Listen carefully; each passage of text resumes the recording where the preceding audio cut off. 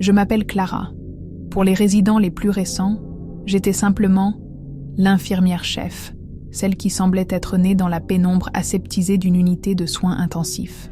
Pendant 15 ans, le service de réanimation de l'hôpital de la Pitié-Salpêtrière à Paris n'était pas seulement mon lieu de travail, c'était mon univers, mon écosystème.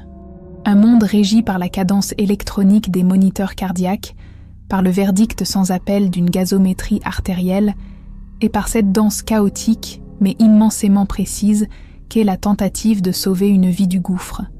J'étais douée, exceptionnellement douée dans mon domaine. Non pas grâce à une intuition mystique ou à un sentimentalisme que la profession érode rapidement, mais parce que j'étais une dévote de la science des données. Moniteur, imagerie, bilan biologique, courbe de pression, bilan hydrique, voilà la seule vérité, la seule langue que je parlais couramment. Tout le reste, les prières dans les couloirs, les promesses désespérées, les larmes, n'étaient qu'un bruit de fond, l'inévitable bande-son de notre métier. En plus d'une décennie, j'ai vu des milliers de patients franchir ces portes vitrées. J'ai assisté à des centaines de morts, des plus sereines aux plus violentes et injustes. J'ai appris à compartimenter, à bâtir des murs émotionnels pour pouvoir fonctionner. Chaque vie perdue était une leçon, une donnée à analyser pour le cas suivant. C'est ainsi que je survivais. Mais toute cette structure, toute ma foi en la logique et la raison, a été démolie par un unique cas. Un patient dont le nom résonne encore dans mes cauchemars les plus silencieux. Élie Martel. Il ne fut pas seulement un patient, il fut une fracture dans ma perception de la réalité, une anomalie qui m'a forcé à affronter un univers de possibilités que je lutte encore aujourd'hui pour comprendre, et qui m'a fait tout abandonner. C'est de lui, et du lit numéro 7, que j'ai besoin de parler. La routine en réa est un paradoxe de calme et de chaos. Ce mercredi soir-là, la balance penchait vers le calme. C'était la fin de l'automne. L'air extérieur était glacial et mordant, mais à l'intérieur de l'unité, l'ambiance était d'une tranquillité contrôlée. 9 de nos 14 lits étaient occupés. Tous des cas graves, comme toujours, mais ils étaient stables. Un homme se remettant d'un AVC, une jeune femme avec une infection pulmonaire sévère, un autre en attente d'une greffe de foie. C'était le genre de nuit qui nous permettait de souffler, de mettre à jour l'immense paperasse, peut-être même de boire un café sans devoir partir en courant. J'étais au poste de soins, la lueur bleutée des moniteurs se reflétant sur mon visage, quand les portes automatiques s'ouvrirent dans un sifflement. L'équipe des urgences poussa le brancard. Le grincement des roues, l'appel pressant du médecin urgentiste, tout cela brisa la paix de l'unité. C'était Élie Martel, victime d'un terrible carambolage sur l'autoroute A6. Traumatisme crânien sévère, multiples fractures costales, fémur brisé. Un tableau tragique, mais pour une équipe aussi aguerrie que la nôtre, d'une routine douloureuse. Il arrivait déjà intubé et sous sédation. C'était un homme d'âge moyen, peut-être la cinquantaine, le visage tuméfié et couvert d'écorchures. Sans papier, personne à contacter. Il n'était à cet instant qu'un amas de lésions à traiter. Nous l'avons transféré vers le lit 7, le plus proche du poste de soins, comme le voulait l'usage pour les cas d'une telle gravité. L'équipe s'activa avec l'efficacité d'un mécanisme bien huilé. Voie centrale, sonde, monitoring complet. L'imagerie montée des urgences confirma ce que nous suspectons déjà. Des lésions cérébrales diffuses, un pronostic sombre, état de coma profond, avec une activité cérébrale minimale enregistrée à l'électroencéphalogramme. Son séjour parmi nous serait, très probablement, long, silencieux et entièrement dépendant des machines. Il serait un corps de plus maintenu en vie par la technologie, en attendant un miracle, ou l'inévitable défaillance multiviscérale. C'est ce que nous pensions tous, forts de notre vaste expérience. Nous ne pouvions pas avoir plus tort. Les 48 premières heures du séjour d'Élie Martel au lit 7 se déroulèrent exactement comme les manuels de médecine intensive le décrivent. Ses signes vitaux étaient maintenus par un cocktail de médicaments vasopresseurs, sa respiration était commandée par le ventilateur mécanique et ses réponses neurologiques, selon l'échelle de coma de Glasgow, étaient pratiquement nulles. Il était, à toutes fins utiles, un corps inerte, un projet complexe de maintenance biologique. Je passais près de lui lors de mes rondes, je vérifiais les paramètres, j'ajustais les perfusions, et je ne voyais en lui que le polytraumatisé du lit 7. Rien en lui ne se démarquait, rien qui ne laissait présager la tempête à venir. La première fissure dans la normalité apparut la 3e nuit. Le silence était particulièrement profond au cœur de la nuit. J'étais au poste de soins. Je parcourais des dossiers et planifiais les prélèvements sanguins du matin avec le docteur Fournier, notre médecin réanimateur en chef. Fournier était un homme brillant, un professionnel qui incarnait la médecine fondée sur les preuves. Si quelque chose ne pouvait être mesuré, quantifié et reproduit, pour lui, cela n'existait tout simplement pas. Il avait une confiance quasi religieuse dans les données, ce pourquoi je l'ai toujours profondément admiré. C'est alors que le moniteur du lit 7, celui des lits, se mit à émettre une alarme subtile, un bip aigu et rapide qui se superposa à la symphonie régulière de l'unité. Sa fréquence cardiaque est montée en flèche à 160, commentai-je en fronçant les sourcils et en me levant. Et l'EEG montre des pics étranges, erratiques.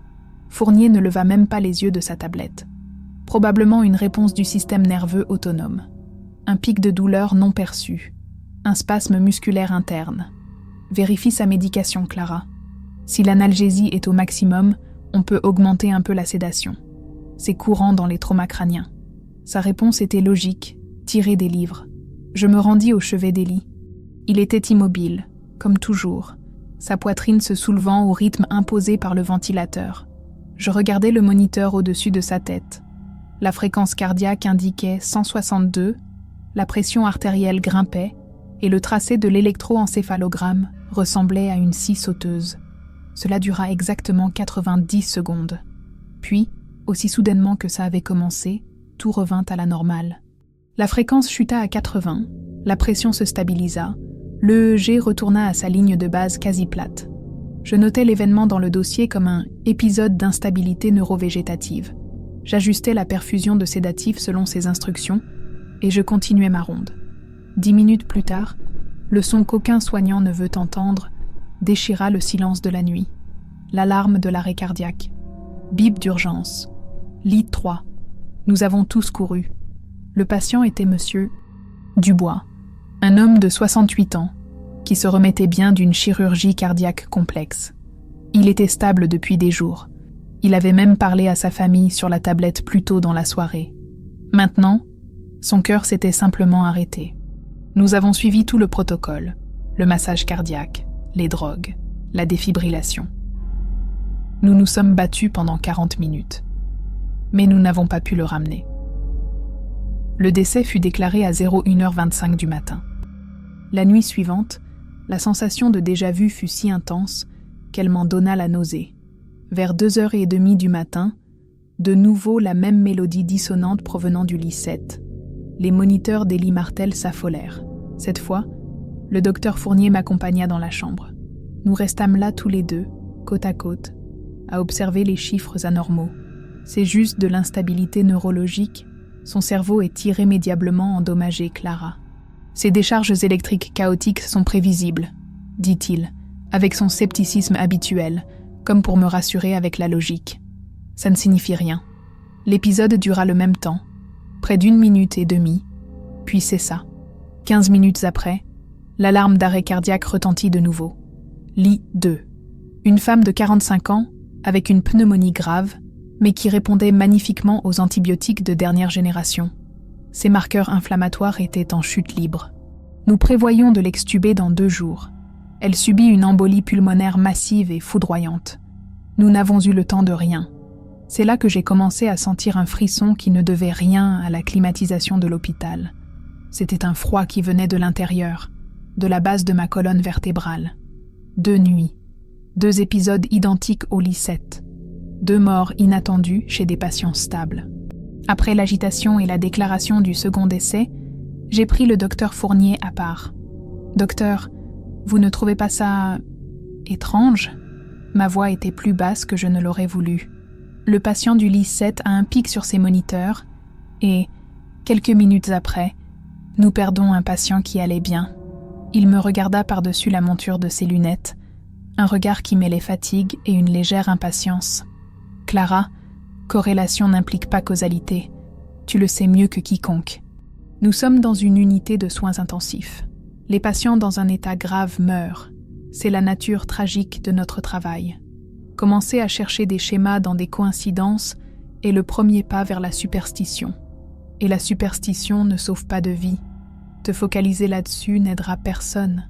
Retourne au travail. » Il avait raison, bien sûr. Sa logique était irréfutable. J'étais une femme de science. Qu'est-ce que j'insinuais? Qu'un homme dans le coma était, d'une manière ou d'une autre, lié à la mort des autres? C'était une pensée absurde, le genre d'idée qui naît de l'épuisement et du stress. J'ai tenté de la chasser de mon esprit, mais la 3e nuit, je n'ai pas pu. Je feignais de travailler sur les dossiers, mais mes yeux étaient rivés sur le petit écran qui répliquait les signes vitaux du lit 7 au poste de soins. Je me sentais idiote à attendre quelque chose que mon esprit rationnel me disait n'être qu'une stupide coïncidence. Et puis, c'est arrivé, presque à la même heure. Les pics sur le tracé, la fréquence cardiaque qui s'envole. J'ai noté l'heure sur mon carnet personnel. 0h17. J'ai chronométré. 1 minute et 40 secondes. Lorsque ces signes se normalisèrent, mon propre cœur martelait contre mes côtes. Je me suis levée et j'ai commencé à marcher dans l'unité, regardant à travers la vitre de chaque chambre. Je me sentais paranoïaque, une vigie attendant un désastre que j'avais moi-même inventé. Les minutes s'étirèrent. 10, 15, 20, rien. Un soupir de soulagement commença à se former dans ma poitrine. Je m'étais trompée. Ce n'était qu'une stupide coïncidence. Et puis, à 02h35, l'alarme d'urgence du lit 6 retentit. Patient en insuffisance rénale chronique, sous dialyse, mais stable depuis 1 semaine. Arrêt cardiaque. Cette fois, la sensation ne fut pas de la surprise ou de l'adrénaline. Ce fut une terreur froide et absolue. Pendant que nous faisions les manœuvres de réanimation, mon esprit n'était pas sur le protocole. Il était sur le schéma. Le schéma qui était aussi impossible qu'indéniable. Nous l'avons perdu lui aussi. 3 nuits, 3 pics, 3 morts. Le scepticisme du docteur Fournier n'était plus un réconfort. C'était un mur contre lequel ma propre raison se fracassait. J'ai commencé à tout documenter en secret. Les heures exactes, la durée des épisodes d'Élie, les lits et les causes des décès subséquents. Les données étaient là, sous mes yeux, et elles racontaient une histoire que la médecine ne pouvait pas expliquer. Le conflit avec le docteur Fournier s'intensifia. Il remarqua mon obsession. « Clara, tu t'impliques trop. Tu es épuisée. Tu devrais peut-être prendre quelques jours de repos, » suggéra-t-il, avec une inquiétude qui sonnait presque comme un ordre. Je refusai. Je ne pouvais pas quitter l'unité. J'avais l'impression d'être la seule à voir la vérité, aussi démente qu'elle puisse paraître. L'équipe se mit à me regarder différemment. Les autres infirmières chuchotèrent sur mon passage. La Clara des données devenait Clara la folle. L'élément inexplicable, le détail qui me poussa au-delà des limites du rationnel, arriva la semaine suivante. Le schéma était devenu une constante macabre. Presque chaque nuit, le spectacle d'horreur se répétait. Nous avions déjà perdu 2 autres patients. La direction de l'hôpital commençait à s'énerver, parlant de revoir les protocoles, suspectant une infection nosocomiale non détectée, sans jamais imaginer la vraie nature de mes soupçons. Cette nuit-là, je me tenais près d'Élie pendant un de ces épisodes. J'avais baissé le volume des alarmes de sa chambre pour ne pas alerter inutilement toute l'unité et semer la panique. J'étais là, observant les graphiques frénétiques, me sentant impuissante. Il était immobile comme une statue de cire, les yeux clos sous ses paupières gonflées. Et c'est alors, au milieu des bips électroniques, que je l'ai entendu. Un son qui n'appartenait pas à cet environnement. Un murmure. Rauque, faible, presque inaudible. Le son de l'air passant sur des cordes vocales inutilisées depuis des semaines. Sa bouche avait à peine bougé. Je me penchai, retenant mon souffle. Et il le dit de nouveau. Un seul mot. 5. Le mot flotta dans l'air une seconde, puis se dissipa. Je le regardais, sa trachéotomie, son immobilité, C'était impossible. Ça devait être impossible.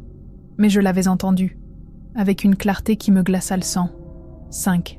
Quelques minutes passèrent. Mon esprit tourbillonnait. Qu'est-ce que cela signifiait? Un chiffre. Juste un chiffre. Et puis, la lumière d'appel d'urgence au-dessus de la porte du lit 5 s'alluma, clignotant dans un silence terrifiant avant que l'alarme sonore n'emplisse le couloir.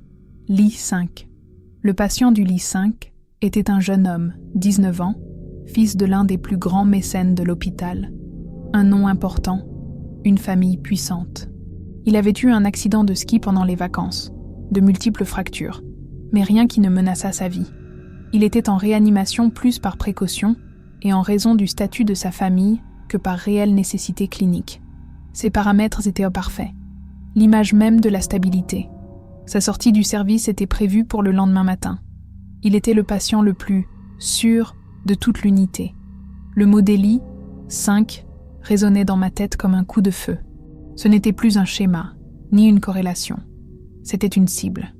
À ce moment précis, le docteur Fournier et une autre infirmière, la jeune et compétente Lucie, se trouvèrent dans la chambre 5, effectuant la dernière vérification de la nuit, une formalité avant de passer le relais à l'équipe du matin. Ignorant tous les protocoles, toute la hiérarchie, toute la logique qui avait guidé chaque pas de ma carrière pendant 15 ans, je courus. Je ne marchais pas vite, je courus jusqu'à la porte de la chambre. « Docteur, il faut tout vérifier. Maintenant. » Ma voix était haletante, plus haute et stridente que je ne l'aurais voulu. Le docteur Fournier se tourna vers moi, la surprise se muant rapidement en irritation. « Clara, qu'est-ce que vous faites? Pour l'amour de Dieu, nous sommes au milieu d'un soin. Le patient est parfait. Pression stable, saturation parfaite.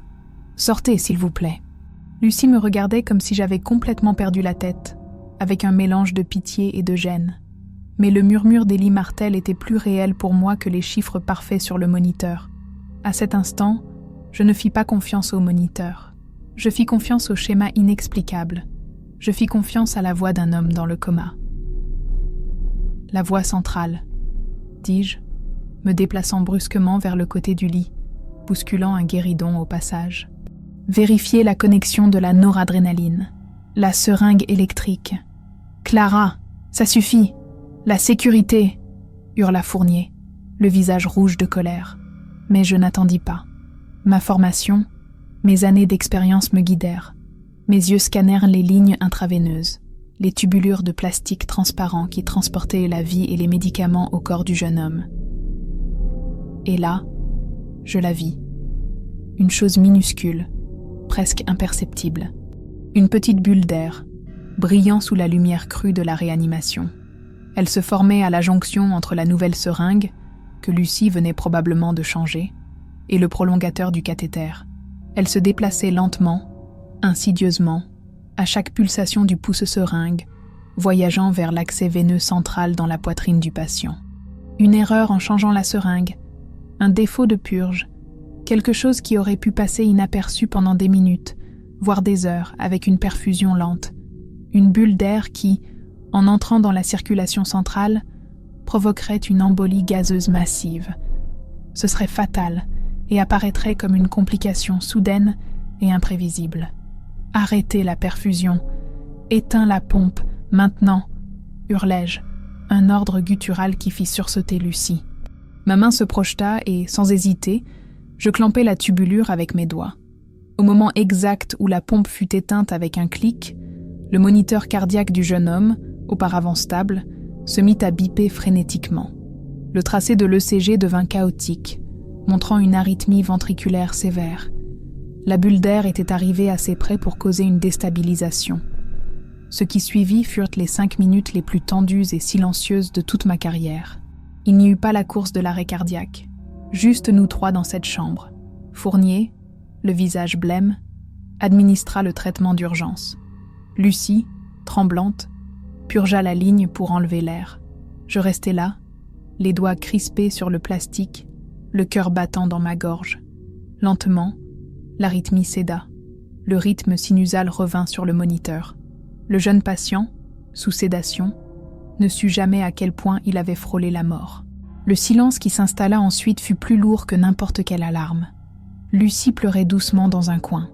Le docteur Fournier resta figé, regardant le moniteur stabilisé, puis moi, et enfin son regard traversa la vitre, vers le couloir, vers la porte sombre du lit 7, où Élie Martel gisait, immobile. Pour la première fois depuis toutes les années que je le connaissais, je vis le masque de scepticisme et de certitude scientifique du docteur Fournier se briser en 1000 morceaux. Dans ses yeux, il y avait un mélange de choc, de gratitude et d'une terreur profonde et absolue. La vérité, quelle qu'elle fût, était indéniable et se tenait là, parmi nous. Un patient en coma profond, un homme cliniquement absent, m'avait, d'une façon ou d'une autre, alerté d'un désastre imminent. Un désastre que notre science, notre technologie et nos protocoles n'avaient pas détecté. Le bouleversement philosophique de cet instant fut plus terrifiant que n'importe quelle urgence médicale que j'avais pu affronter. Les règles de mon univers, les lois de la physique et de la biologie qui formaient mes fondations, venaient de voler en éclats. Le cas d'Élie Martel, comme on pouvait s'y attendre, ne fut jamais résolu dans les termes qu'un hôpital ou la science pourrait accepter. Une enquête interne confidentielle fut ouverte, bien sûr. L'incident avec le fils du mécène était trop grave pour être ignoré. Je fus longuement interrogée, tout comme le docteur Fournier et l'infirmière Lucie. Lucie, terrifiée, admit son erreur en changeant la seringue, une faille humaine qui aurait pu lui coûter sa carrière, mais qui fut éclipsée par une question bien plus vaste. Lorsqu'il fut pressé d'expliquer mon intervention, le docteur Fournier, à ma grande surprise, me protégea. Il parla d'intuition clinique aiguë, de perception subtile d'un changement dans l'ambiance, utilisant un jargon qui sonnait professionnel, mais dont nous savions tous les deux qu'il s'agissait d'une pure invention pour masquer une vérité impossible. La mention d'Élie Martel, de son murmure, fut omise du rapport officiel. Ce serait l'équivalent d'un suicide professionnel pour nous deux. Comment consigner le paranormal dans un dossier médical ? L'enquête conclut à un quasi-accident, évité par la diligence exemplaire de l'équipe. Un mensonge bureaucratique pour clore un chapitre que personne ne savait comment lire. Les capacités d'Élie, si on peut les appeler ainsi, ne purent être ni reproduites ni étudiées. Il ne murmura plus jamais. Ces épisodes d'instabilité sur les moniteurs se poursuivirent quelques nuits encore, mais sans la même corrélation fatale. Peut-être parce que toute l'équipe, même sans l'admettre, surveillait désormais chaque patient avec une intensité paranoïaque. Élie resta dans son état de coma pendant 3 semaines supplémentaires. Puis, par un tranquille dimanche matin, sans fanfare, sans pic sur les graphiques, ses propres moniteurs affichèrent une ligne plate. La systolie fut sereine. Il s'en alla, aussi silencieusement qu'il avait vécu parmi nous, emportant avec lui son secret indéchiffrable. Pour l'hôpital, l'affaire était classée. Pour moi, la résolution fut interne, sismique et définitive.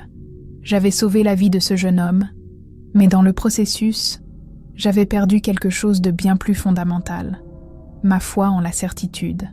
J'avais perdu le sol solide de la logique sur lequel j'avais bâti toute mon identité professionnelle et personnelle. Je ne pouvais plus regarder un patient et ne voir qu'un ensemble de données, un organisme à réparer. Je voyais un réseau de mystères, de possibilités que nos instruments ne pouvaient mesurer. Je ne pouvais plus entendre le bip d'une alarme, sans me demander quelle histoire plus profonde elle racontait vraiment, quelle vérité cachée se dissimulait derrière cette simple notification électronique. Le poids de cette incertitude, l'ombre de ce mystère, devint trop lourd à porter dans l'environnement de vie ou de mort de la réanimation. La profession exige des décisions en une fraction de seconde, basées sur des faits et des preuves. Mais que faire lorsque la preuve la plus cruciale provient d'une source qui défie toutes les lois de la raison ? Comment pouvais-je encore faire confiance à un moniteur cardiaque si la vérité pouvait venir d'un murmure fantomatique ? Le doute me paralysa. Je me surprenais à hésiter, à remettre en question chaque ordre, chaque procédure. La peur de me tromper avait toujours existé, mais elle était maintenant différente. C'était une peur métaphysique. 2 semaines après la mort d'Élie Martel, je remis ma lettre de démission. Le docteur Fournier n'essaya pas de me retenir. Il se contenta d'hocher la tête, avec un regard de compréhension lasse, qui scella entre nous un pacte de silence éternel. Aujourd'hui, je travaille en soins palliatifs. C'est un travail plus silencieux, à un rythme plus humain. J'aide les patients et leurs familles dans la transition finale, dans le processus d'acceptation de l'inévitable. Ma fonction n'est plus de combattre la mort avec des défibrillateurs et des drogues, mais d'offrir le réconfort, la dignité et la paix face à elle. C'est un travail où le mystère n'est pas un ennemi à vaincre par la science, mais une partie inhérente et respectée du voyage de la vie. J'ai troqué l'arrogance de la guérison contre l'humilité du soin. La transformation fut profonde. La Clara qui faisait aveuglément confiance aux données est morte dans le lit 7, en même temps qu'Élie Martel. La femme qui en a émergé est plus méfiante, peut-être, mais aussi plus humble, plus ouverte à reconnaître les vastes limites de notre savoir. J'ai appris que l'univers n'est pas un mécanisme d'horlogerie que nous pouvons démonter et comprendre entièrement. Il y a des engrenages que nous ne voyons pas, des forces que nous ne mesurons pas. Et parfois, ces forces se manifestent de la manière la plus improbable, à travers le corps brisé d'un homme anonyme sur un lit d'hôpital. Aujourd'hui encore, je pense à lui. Qui ou qu'était réellement Élie Martel? Était-il une sorte d'ange gardien déformé, un phare nous alertant d'un danger imminent, même si l'alerte prenait la forme de pics d'agonie, ou bien sa présence, son énergie, était-elle la cause même de l'instabilité, la pierre qui, jetée dans le lac de notre unité, créait les vagues qui noyaient les plus fragiles? Je n'aurai jamais, au grand jamais, la réponse à cette question, et cette absence de conclusion est la cicatrice que je porte. Et vous, si vous aviez été à ma place, qu'auriez-vous fait? Auriez-vous fait confiance au schéma inexplicable qui se déroulait sous vos yeux, au risque de votre carrière et de votre santé mentale? Ou vous seriez-vous cramponné fermement aux données des moniteurs, à la logique froide, et auriez-vous laissé le destin suivre son cours, même si cela signifiait plus de morts? La vérité, c'est qu'il n'y a pas de réponse facile, et c'est pourquoi cette histoire ne m'a jamais quittée. Elle vit en moi, un rappel constant qu'entre la vie et la mort, il y a bien plus de choses que ce que nos moniteurs peuvent rêver de mesurer.